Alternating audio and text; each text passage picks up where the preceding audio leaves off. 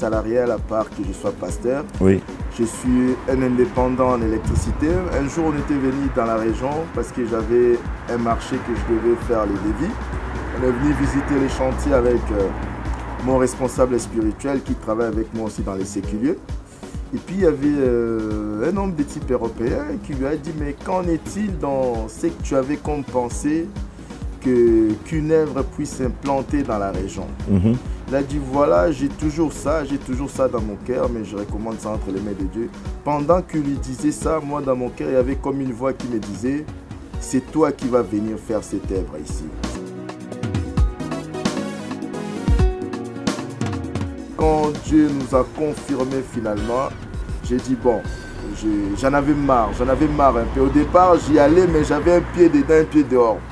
Je me disais, voilà, si ça ne marche pas, je dois retourner. Mais Dieu m'a fait comprendre que tu dois être les deux pieds dedans. Du coup, j'ai dit à ma femme, c'est pour ça que c'est très important aussi d'avoir une femme qui marche dans la même direction que toi, qui marche dans la même vision que toi. J'ai dit à ma femme, on va abandonner tout cela, on va faire louer notre logement et puis on va aller vivre en campagne.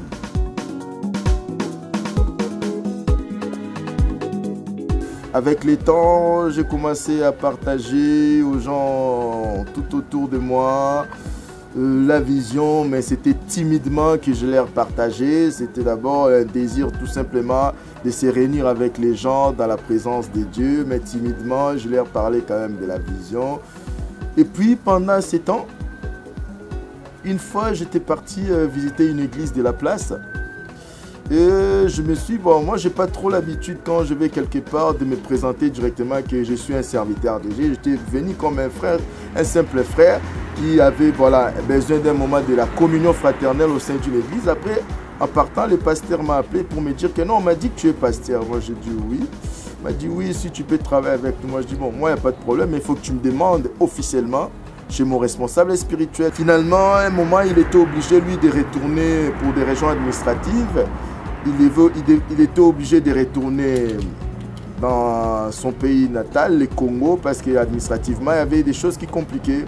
Après, il m'a dit non, Dieu m'a mis à cœur que ce soit toi qui restes responsable de l'église. Voilà, j'ai accepté sans demander à Dieu, j'ai écouté mes sentiments.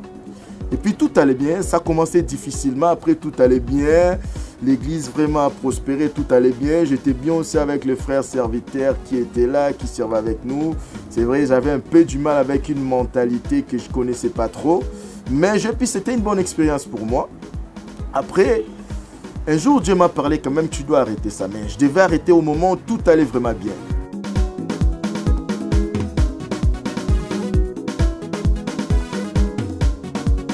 Je suis resté à la maison pendant quelques mois.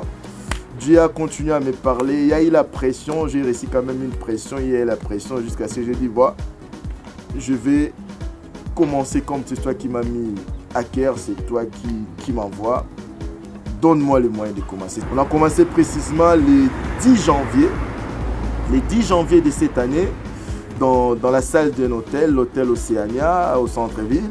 Ça, c'est cette année? Cette année. 2016. Voilà. Puis Dieu nous a fait grâce, on était dans des salles de réunion d'hôtel. Dieu nous a fait grâce qu'on puisse avoir aujourd'hui un petit chez nous où nous pouvons les servir. Et il animait une émission qu'il appelait Vision et Ambition. Et il m'en a parlé.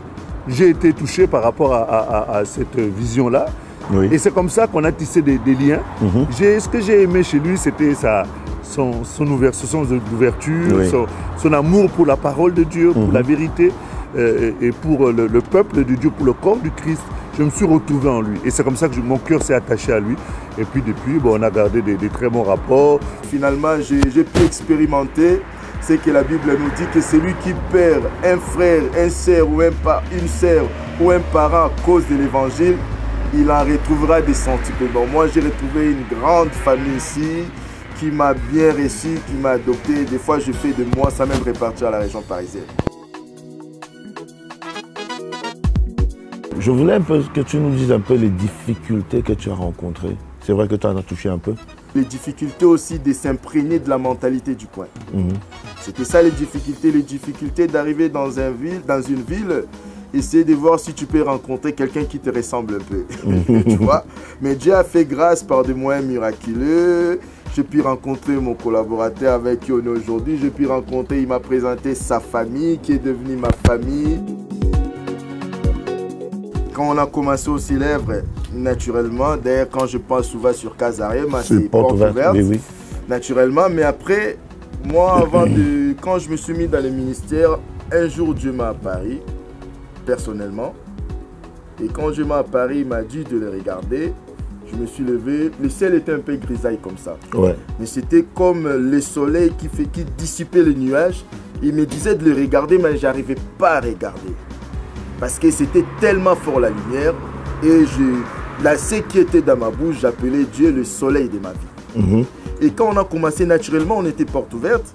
Mais dans mon cœur, il y avait ça qui insistait que les dieux de tes pères spirituels les a apparus comme porte ouverte. Mais toi, Dieu t'a apparu comme le soleil de la vie. Le soleil qui doit éclairer la vie déjà. Tu dois prendre cette dénomination. J'étais parti voir mon responsable spirituel, mon père spirituel au Luxembourg. Je lui ai fait part, je lui ai dit, voilà, si ça vient vraiment de Dieu, il va accepter ça, qu'on puisse changer de dénomination, que je puisse prendre un autre chemin selon ce que Dieu m'a appelé dans ma vision. Quand je lui en ai parlé, il était d'accord, il a dit, on te soutient. Je lui ai dit, Dieu me dit que tu vas aller à Kinshasa. Il dit, ah non, moi pour aller à Kinshasa, il faut 35 ans pour aller à Kinshasa. Moi je dis que le Seigneur m'a dit que tu vas aller à Kinshasa.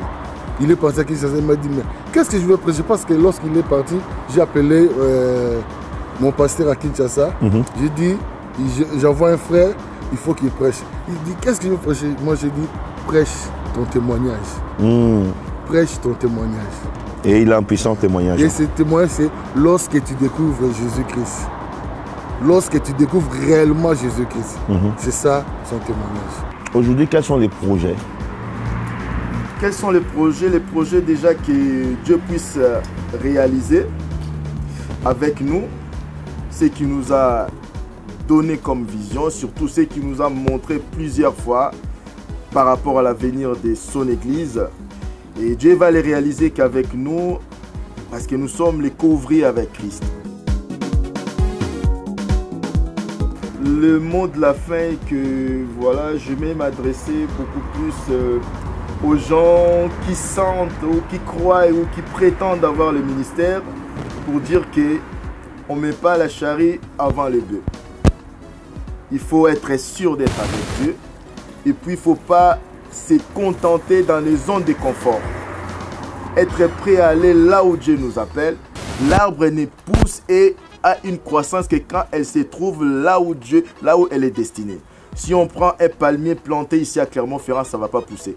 Mais quand on les plantera à Kinshasa, ça va pousser parce que c'est sa terre là où Dieu l'a destiné. Vraiment, s'attacher à Dieu et surtout avoir toujours à rendre des comptes à quelqu'un. Moi, je pense qu'avoir toujours des comptes à rendre à mon responsable spirituel, mon père, le pasteur Gilbert Caristan, ça m'évite beaucoup d'erreurs. Oui. Donc je ne fais rien sans qu'il me donne son accord.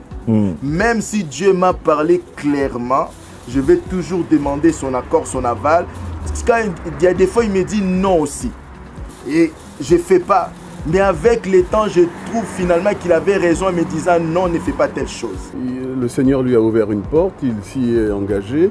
Il n'y a pas de raison qu'on puisse imaginer autre chose que de l'excellence dans ce qui vient. Donc forcément l'avenir ne peut qu'être glorieux, puisque Dieu avance toujours de gloire en gloire, de succès en succès. Donc forcément le succès ne fera que grandir, la gloire ne fera que se développer et forcément le nom du Seigneur Jésus sera élevé. Amen. Et au travers de l'élévation du nom de Jésus, son serviteur ici sera par conséquent aussi vu. Faisons les choses de manière propre. Les rébellions ne servent à rien. Les tiraillements ne servent à rien. Pour dire on se gâte aujourd'hui, demain on va s'arranger. Non, il n'a pas fait de cette manière-là. Quittons et allons faisons le ministère de manière propre. Et ainsi nous verrons toujours la gloire de Dieu. Restez connectés sur Casarema. Que Dieu vous bénisse. Que Jésus brille dans cette ville. Que Jésus brille dans cette ville. Cette ville, nous la possédons pour Jésus. Pasteur Serge possède cette ville. Au nom puissant de Jésus, la plante de nos pieds a foulé cette ville. Nous